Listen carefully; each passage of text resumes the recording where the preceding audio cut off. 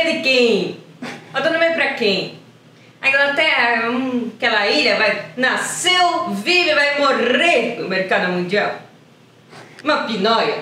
Olá pessoal, tudo bem? Sejam muito bem-vindos e bem-vindas à primeira aula do nosso mini curso Maria da Conceição Tavares. E antes de começar com a nossa primeira aula, só queria lembrar quem não é inscrito, aproveitar aqui o ensejo e se inscrever no nosso canal, aproveitar para compartilhar, para curtir, para também deixar o seu comentário aqui embaixo e agradecer muito do fundo do coração a todos vocês que são apoiadores e que ajudam a manutenção e aprimoramento aqui do nosso canal e sugerir para você que sobrou um dinheirinho aí no final do mês, conhecer aqui o nosso programa de apoia-se. Você pode contribuir a partir de R$6. Pode parecer muito pouco, mas ajuda a gente aqui a pelo menos cobrir os nossos custos e seguir levando adiante aqui a nossa proposta de popularização das ciências econômicas numa visão crítica e didática. Vamos lá?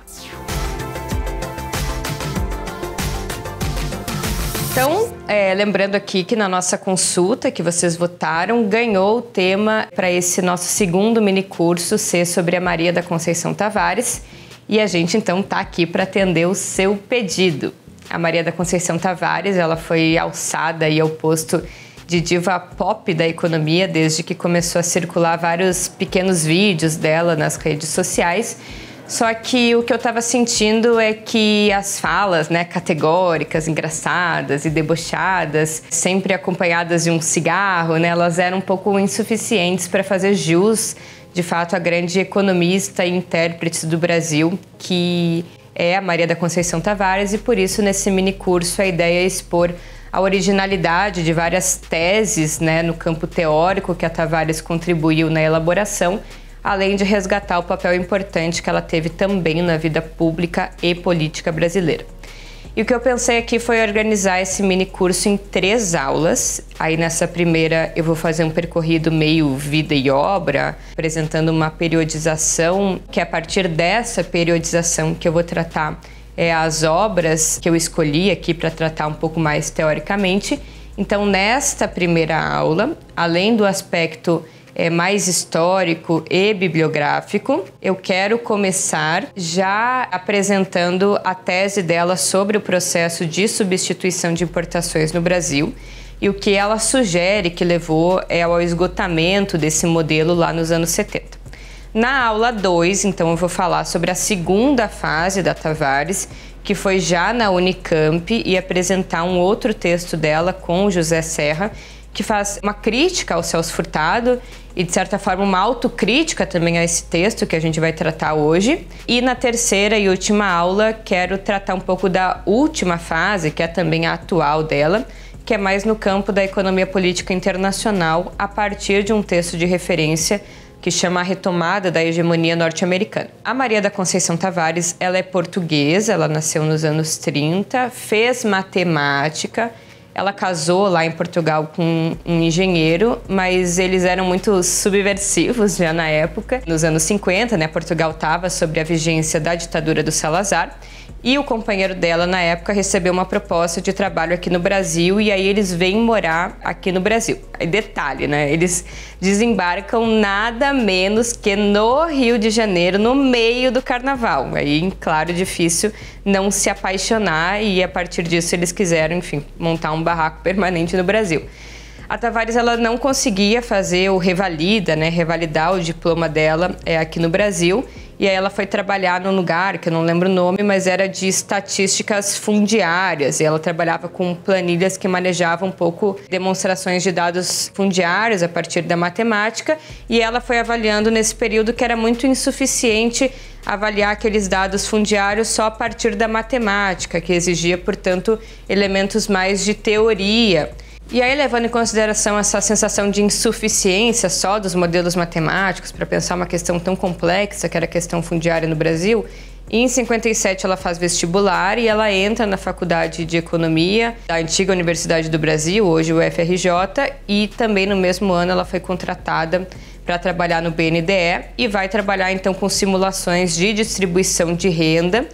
que aproxima ainda mais e apaixona também ainda mais ela pela economia e pelo tema distributivo, que também vai acompanhar bastante a trajetória acadêmica dela. Ela pegou uma fase muito boa, né, diga-se de passagem, que até os liberais gostavam, né, ou pelo menos estudavam clássicos de economia e, pelo visto, não só manuais, né? Então ela pegou uma fase boa estudando ali na UFRJ, na Praia Vermelha, e foi aluna de um cara, né, o Otávio Gouveia de Bulhões, que ela mesma dizia que tinha a economia como uma ciência social, e ele indicava, além do Marx, né, vários outros teóricos para a galera ler. E até o Godin dava aula também, não usava modelo matemático e por isso ela mesma dizia que levou uma surra, porque ela vinha de modelos matemáticos, mas apesar de tudo isso se formou também com louvor no seu diploma. Depois que ela se formou nos anos 60, eu acho, ela foi trabalhar na CEPAL com um economista que ela vai dizer que foi o seu principal mestre e referência intelectual, que foi o chileno Aníbal Pinto, que era coordenador do escritório CEPAL-BNDE. E só depois de um tempo, o Aníbal Pinto voltou para o escritório da CEPAL em Santiago e aí ela assumiu o escritório.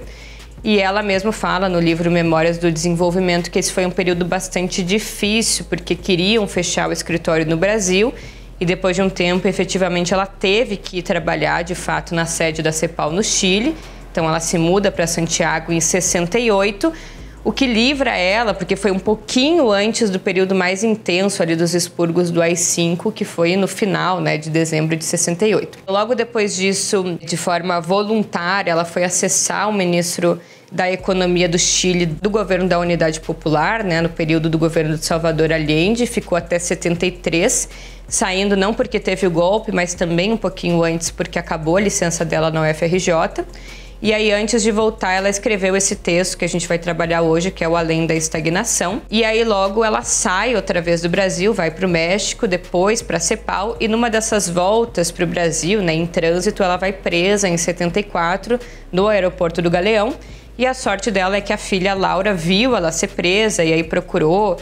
por muito tempo, mobilizou várias figuras públicas e depois de vários dias desaparecidas ela foi libertada também muito com a interferência do Mário Henrique Simons, que estava no Ministério da Fazenda, e do Severo Gomes, que estava no Ministério da Indústria e do Comércio. Depois disso, no final dos anos 70, início dos anos 80, aí ela passou a se dividir entre a UFRJ e a criação do Instituto de Economia da Unicamp, que naquela época ainda era vinculado ao IFISH, que várias pessoas aqui do canal, o João e o Daniel, estudaram no IFISH, onde nunca devia ter saído, inclusive, o Instituto de Economia, hoje é um instituto próprio. E lá ela vai, em conjunto, né, da UFRJ e do IFISH, defender duas teses, né, a tese de professora titular e livre docente. E aí, com o movimento de reabertura, ela vai se filiar no MDB.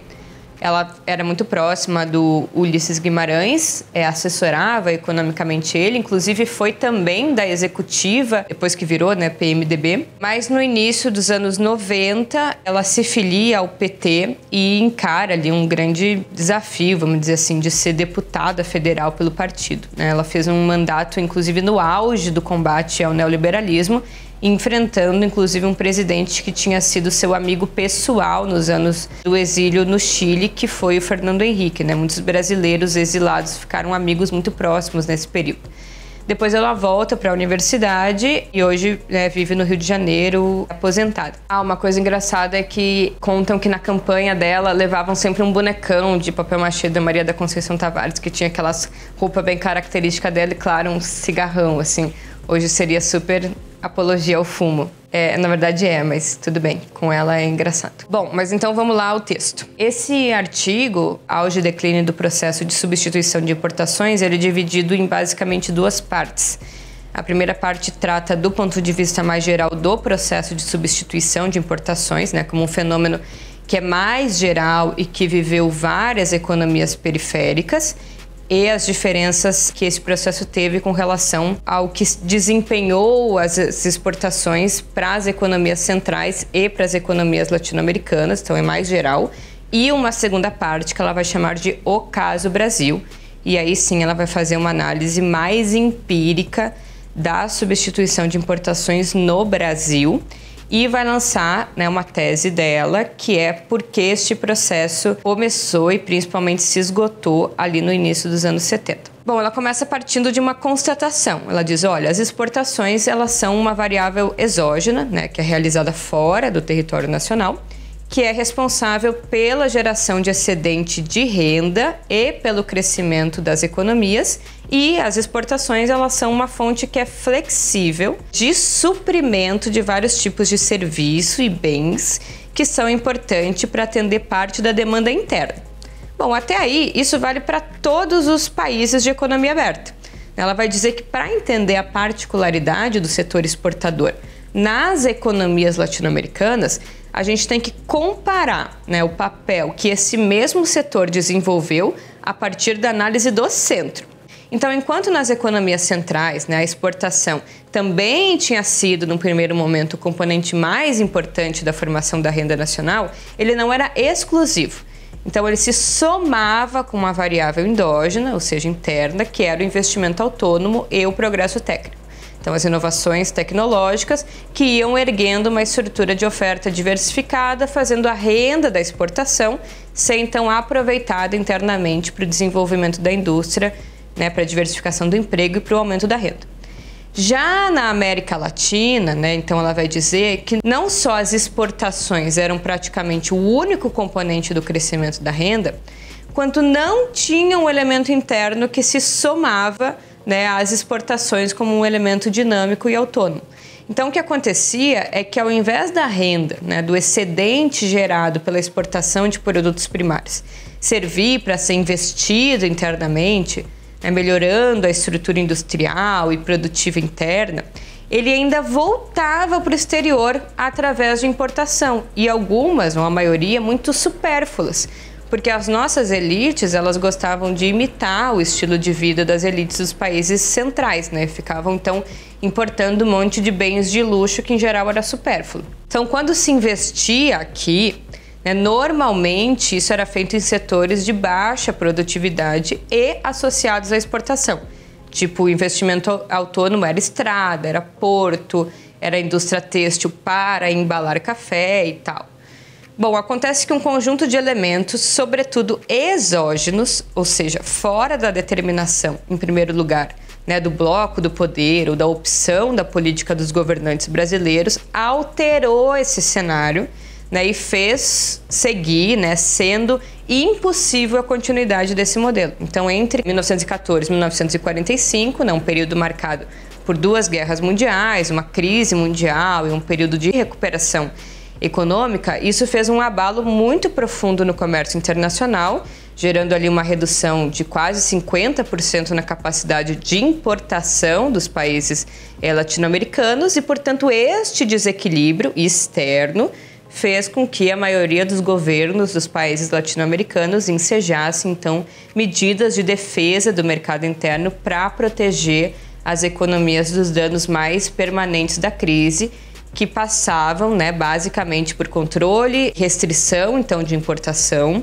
valorização da taxa de câmbio, compra de excedente, né, ou financiamento de estoque. E aí um parêntese aqui, não está na Tavares, mas está no Furtado, análise de que foi um grande acerto a política de queima de café, porque foi isso que impediu que o preço caísse muito. E como o café era o produto mais dinâmico da economia brasileira, isso que possibilitou, então, que não caísse muito a renda nacional interna.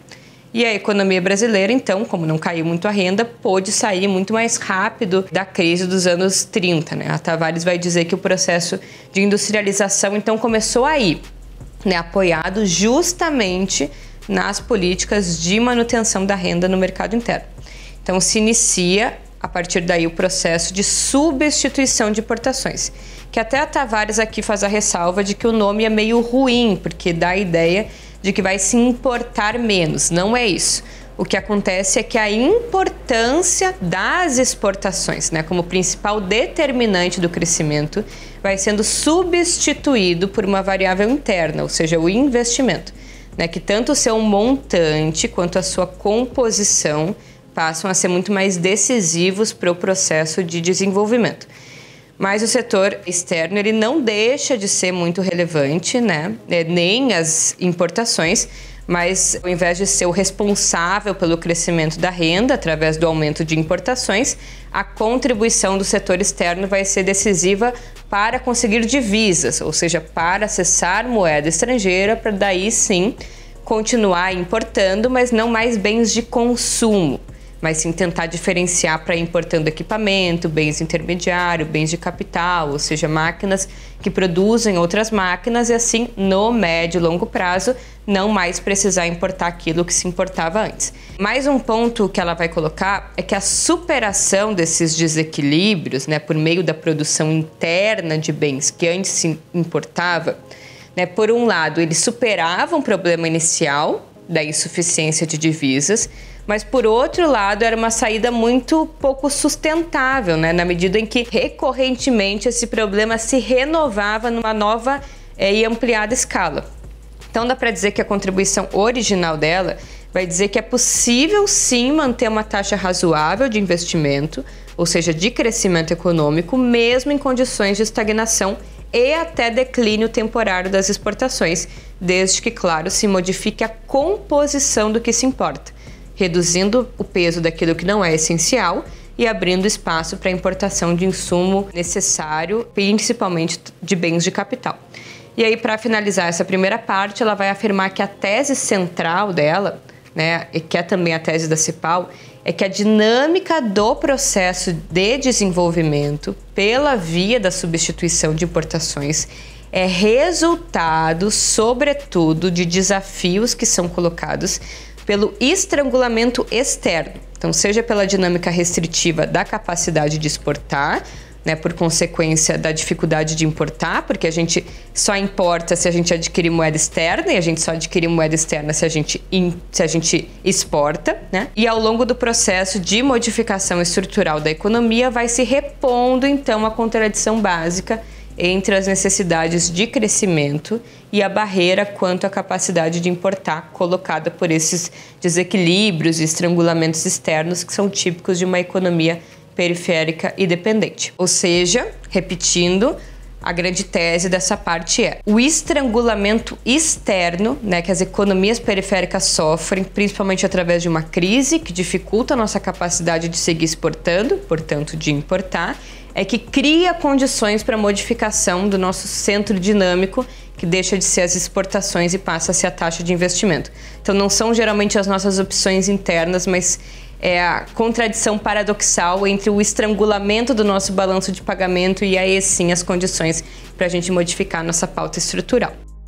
E aí agora vem a segunda parte, ela vai olhar o caso brasileiro e constatar, na verdade, que o processo de industrialização por substituição de importações, a despeito de ter sido bastante exitoso do ponto de vista produtivo e industrial, ela sinaliza que o avanço da internalização da industrialização, que avançou inclusive para setores da indústria de base, ele se estruturou de forma muito desigual, Ela é tributária aqui de uma análise, de certa forma, um pouco mecanicista também da CEPAL,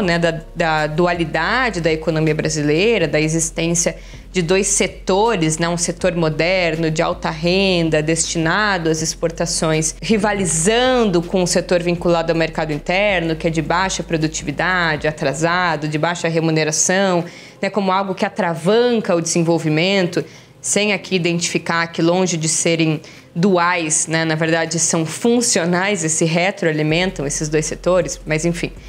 Ela vai identificar que o declínio da substituição de importações teve relacionado aqui ao grau elevado, então, da estruturação das desigualdades que são sociais, setoriais e regionais. Então, para ela, o problema da concentração da renda foi um empecilho, na verdade, para a continuidade do processo, porque o mercado ele não conseguia mais absorver ou realizar a produção da indústria que precisava, claro, de uma grande escala de produção.